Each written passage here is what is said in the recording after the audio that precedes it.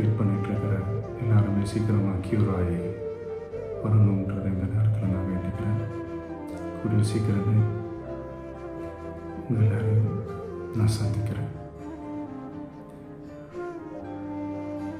இந்த நேரத்தில் எங்களுடைய வழிகளை, எங்களுடைய நிலைமையை புரிஞ்சுக்கிட்டு எங்களுக்காக பேசின அரசியல் கட்சிகளை சார்ந்த நண்பர்கள், தலைவர்கள் அனைவருக்கும் என்னுடைய நன்றியை தெரிவிச்சுக்கிறேன். கிட்டத்தட்ட ஒரு 5 மாவட்டத்துக்கு பிரச்சாரத்துக்கு போனோம். இந்த மாதிரி எதுவுமே நடக்கல. ஆனால் கரூரில் மட்டும் ஏன் அப்படி நடக்குது, எப்படி நடக்குது? மக்களுக்கு எல்லா உண்மையும் தெரியும். மக்கள் எல்லாத்தையும் பார்த்துக்கிட்டு இருக்கிறாங்க. கரூரை சேர்ந்த அந்த மக்கள் அந்த உண்மையெல்லாம் வெளியில் சொல்லும்போது எனக்கு கடவுளே நேரில் வந்து இறங்கி அந்த உண்மையெல்லாம் சொல்கிற மாதிரி எனக்கு தோணுச்சு. சீக்கிரமே எல்லா உண்மைகளும் வெளியில் வரும்.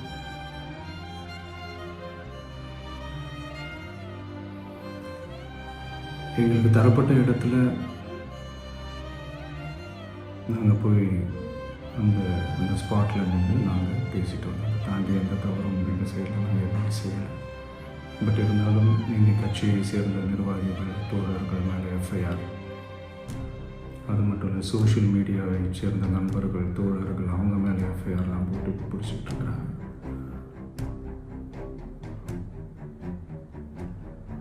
சிஎம் சார், உங்களுக்கு ஏதாவது இந்த பழி வாங்கணும் அப்படின்ற எண்ணம் ஏதாவது இருந்துச்சுன்னா என்ன வேணாலும் பண்ணு. அவங்க எனக்கு